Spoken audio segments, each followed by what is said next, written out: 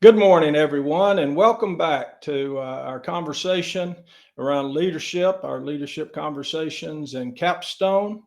And for those that are joining us again this week, a hearty welcome back. So glad that you joined us. And for those that are coming on live for the first time, welcome. We're really excited to have you. We're just thrilled about this program. The more we think about it, the more excited we get. I'm Bill Barker again with Barker Strategic Solutions, and on behalf of the Florida Press Association and the SNPA Foundation, welcome. Uh, Ultimately, this is only going to be as good as the participation. And like I said last week, and for those just joining live that may not have caught that, we really are trying to create a collaborative here. We are motivated by others that care about leadership, that care about their colleagues, that care about developing their skills and being a life leader. And a life learner, excuse me. But I hope that, we really create relationships through this process. We got 26 weeks. We're going to wrap it up with a capstone at the end when we meet at Ponte Vedra, Florida for our annual meeting. And those that participate in that are going to really get an opportunity to apply a lot of their learning. And we're going to actually talk about action and application today. But I really hope that you'll spread the word, that you will deeply engage with us. We learn from you. The collaboration is where the value really sets. So I want to jump in, have everybody again. Let's remember to chat. We don't know who's out there unless you use that chat feature, and we really appreciate your participation, and that really is testimony to your commitment to collaboration and learning. So I want to kick it off this week with asking you a question, the opportunity to really use that chat feature. And we're going to talk today about what does it mean to lead. And hey, Robin, welcome back. Robin Smith, welcome back. Glad you're here. What does it really mean to lead? So here's what I'm going to ask you to do. For those of you that are out there and live, what comes to mind when you hear the word lead? What comes to mind when you hear the word lead? It can be a word, it can be an emotion, but we could probably have a whole series, a whole session just on collaborating around what comes to mind. That's going to be a lot. It's going to be very testimonial to your experiences that in a leadership role or things that you've influenced outside of work in your personal life and had a responsibility to move and motivate others. So chat it up and share with us what it means to lead, what you think about. And I got to tell you, Emily Washi come in with the top headline. We're going to talk about that next week. To inspire, right? Inspire the vision. If you're a leader, people got to see you walk the walk, and they got to see that you really know what you're talking about. Engagement's great, Diane. Bruce, love you, man. I'm glad you're doing well. Inspiring others to do their best work. And I mean, you've been doing that for 25, 30 years. I've been standing beside you, and you're one of the best at it. Pay attention to your team, Robin Smith. Yes, Caroline, that's right. Serve with empathy and to serve others and shepherd informed actions. A lot of serve coming through. Carrie, you're right. Empathy. We've talked a lot about that over the years, haven't we? And, it is so true. And everybody, thanks for that. Keep sharing. So let's jump into it a little bit. But first, I got to tell you, I want to give a shout out to my partner in all things, and that's both life and business. And that's my wife, Rita. I couldn't do this and have the time to put the effort into this to try to make it worth your time if I didn't have her support and help. So I want to give a shout out to her. She is an incredible writer and a great wife and a great colleague. So what does it mean to lead? I thought a lot about it. And that's right, Rodney, don't make it complicated. Oh, I love that. Jeffrey, give people the tools to do their job. Jessica, guidance. That's right. I thought about a lot of words. I like to break words down into actionable items that kind of put the story together and think of something around each of the words that make up the collective word that we're talking about. And, I thought a lot about 2022 and what does it mean right now as we go into a new year with new optimism and hope, and we can reset. That's the beautiful thing of a new year. It gives us time to reflect and think and reset. And I thought, what's the words if I was leading a big team today or just running my own personal business like I am now? What are things that I'm going to be thinking about? So I put it into 4 buckets, starting with listen. I don't know how many times have you heard listen and learn, and so listening is a mechanism of learning and awareness, and really opens your heart to hearing others. And that's very, very important. Secondly, uh, we want to talk about edit in a different context today. I chose edit for E because I think right now, with the changes in the landscape and all the things we're having to adapt to, our ability to edit out non-essential activities is going to be important. We're going to talk about that. Once you kind of heard the marketplace, you're aware of things, you've got down to the right things to focus on. You got to act, you got to move, you got to create momentum, and we're going to talk about that. If you're not moving, you're stagnant or going backwards, and none of us want that. And finally, I promise you, if you do those things really, really well, you will deliver those all important results, and the reason we're all here. So let's jump in. Let's talk about what it means to listen a little bit. And we're not just talking today about individuals. We're also talking about hearing the market conversation. Are you aware? Are you hearing what the market's telling you? Are you aware and hearing what your clients are talking about, what their needs are, the jobs that they have to be done? Do you have a high degree of alertness? And are you present? There's a lot right now going around about purpose and being present. Purpose has really taken on a whole new meaning in the last year or so. Love some of these comments coming in. I hope everybody's reading them because they're spot on. And it really tells me we got some really good, experienced leaders involved here, and this is going to be a great experience.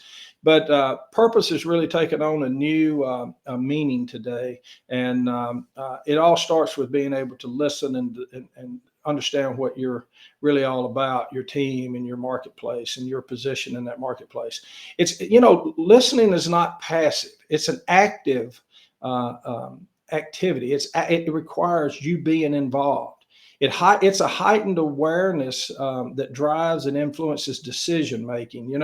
It really helps to be informed and knowledgeable around your decisions, right? And so the more that you're able to pull colleagues close, I've often said, if we could get 5% more awareness of what our colleagues, particularly our colleagues, when we think about market development or sales, if we could get 5% more awareness out of them, how fast it would move our organization forward. It would at least improve our productivity by 5%. If any organization could ever move their organization by 5% in that space, it would be worth tremendous value to them. So I ask a couple of questions, and maybe chat this up. Are you really skilled at hearing what others are not saying?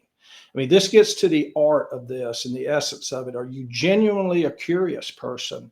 And are you equipped to probe, to ask those level 3, level 4, level 5 questions? That's what's referred to and often taught around the concept of active listening, the art of hearing what people are trying to communicate, not necessarily just what they're saying.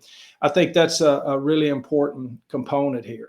And we talk about level 3 and 4 questioning, the ability to probe, to care in a genuine way, to be genuinely curious, to want to learn more, and show your audience, the person you're talking to, your client, your colleague, whatever, that you care by digging deeper.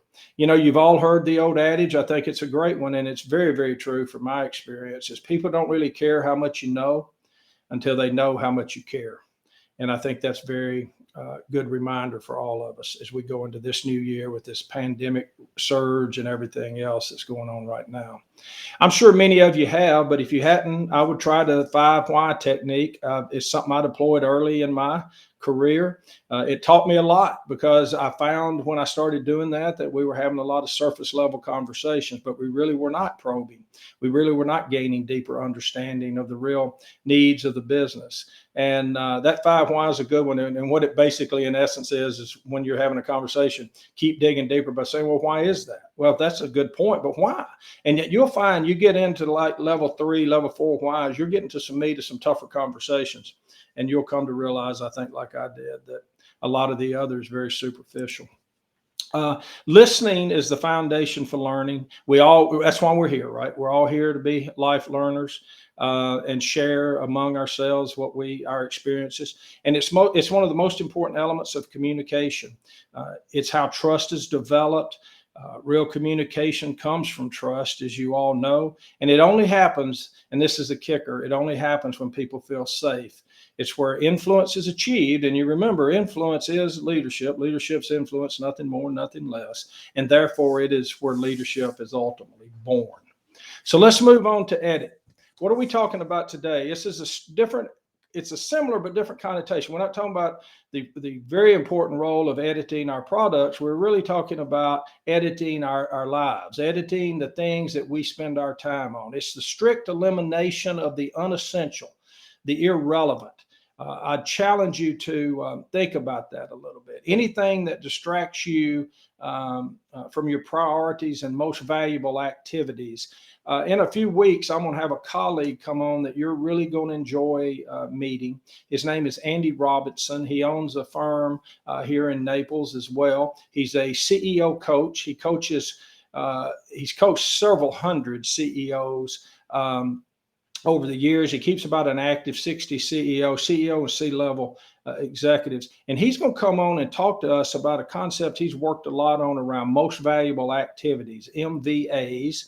And I think you're going to love it. He talks about how to use color to identify those MVAs in your calendar. And I think if when you do that exercise and you go back and look, you're going to find it's going to be shocking how much time you spend on things that are not what you consider your most valuable activities. It's really about eliminating the mundane. And so what are some of the things that you need to edit? I mean, reflect on that a little bit today. Do you think you could edit out some emails or maybe a few text messages? I know for me and over my experiences, and even still today, the frequency and length of some of the meetings that I'm in, things that get in the way of your focus and productivity toward those very important goals and priorities that you set for yourself and your organization. So one thing I'll leave with you is we're going to recommend a book this week. We're going to get into that. But when you read the book, and the book's called Essentialism, it's by Greg McKeown. We'll talk a little bit more about that in a minute. And we may even give one of those away today. But the Academy Awards, it's interesting. Every year, the feature film that wins the Academy Award, also either 100% of the time, the editor of that film is nominated for Best Film Editing.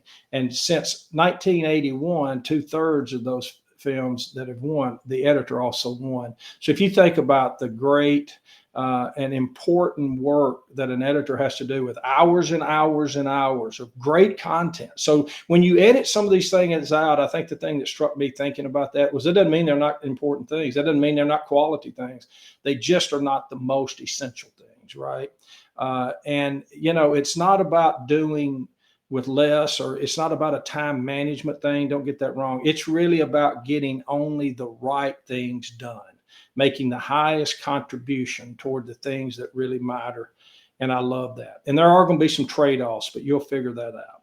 So we're going to talk more about that book, but I would encourage you. It's an area that I had to work on a lot, because I am a conversationalist. I love being around people, but that book really had me and made me think a lot about what matters.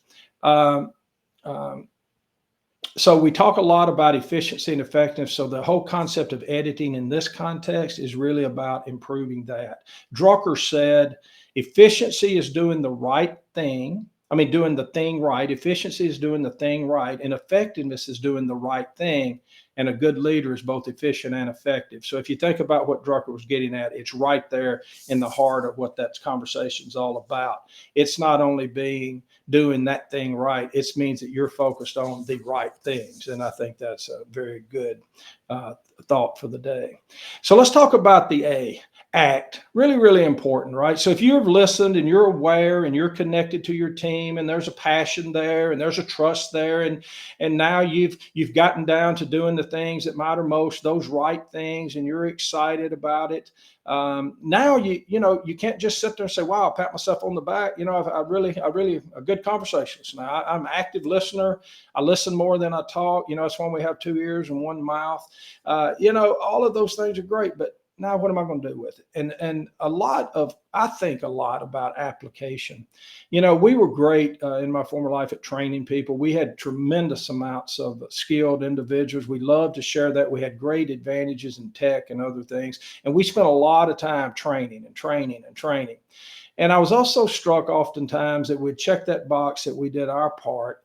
But I also wondered often, how are people actually taking that investment and applying it? How are we going to see that in results? And that's really what we're talking about here. It's applying your awareness and your advantage as an organization. Vision's not much good if you don't accompany it with action, right?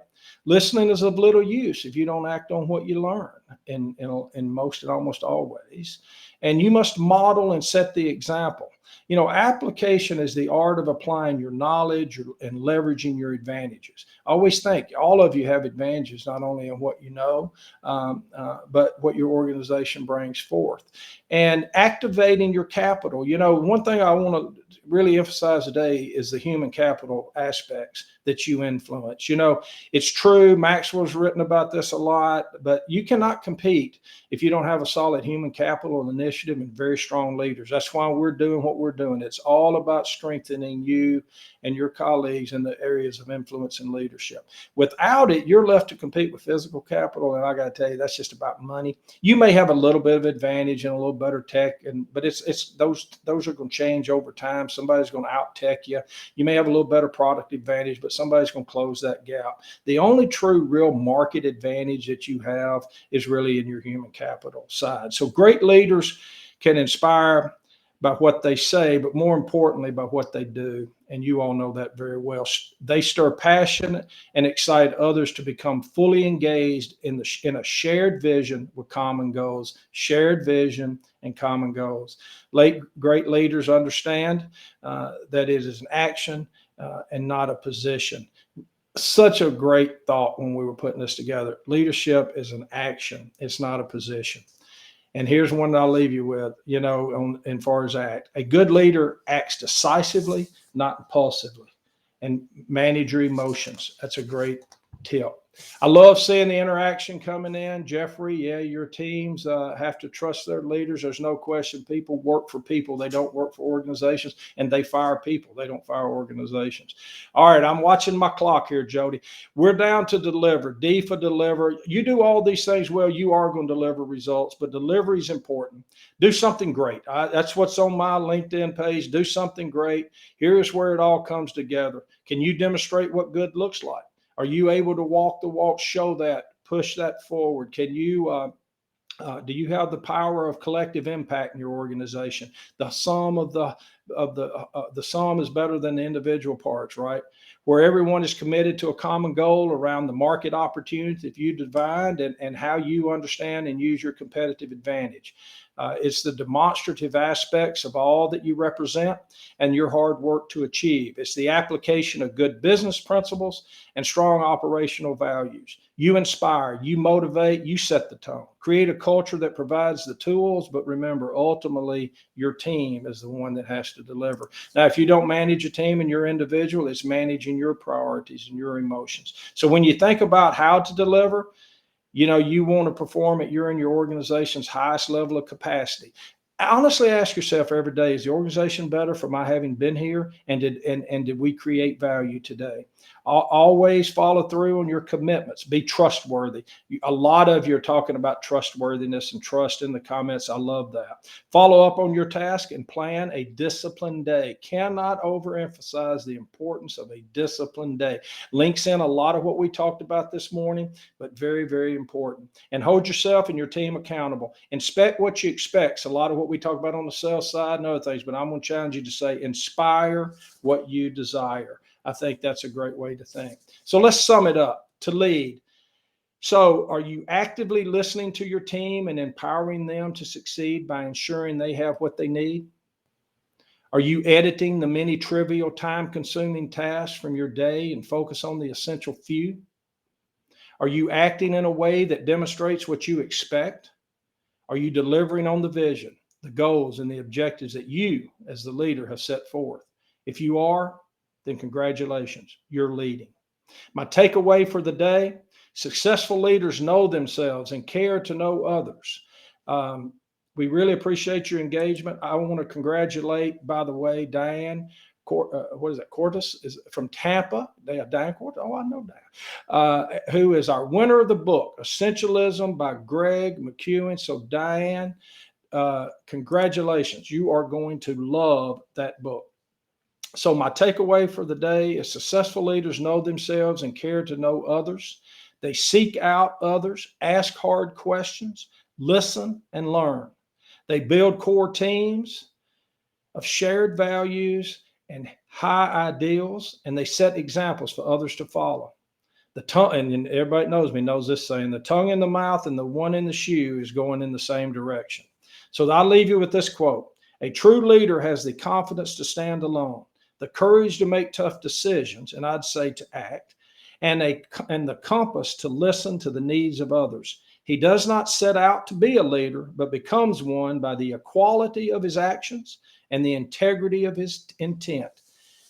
General Douglas MacArthur. So we gave away a book today. We posted resources that you can study through TED Talks. Remember to reflect on today and share with us one thing that you'll change or put into effect as a result of this week. Next week, we're going to get into inspiring the vision and modeling the way. But mostly, I hope you have a great week. Go sell something and lead on.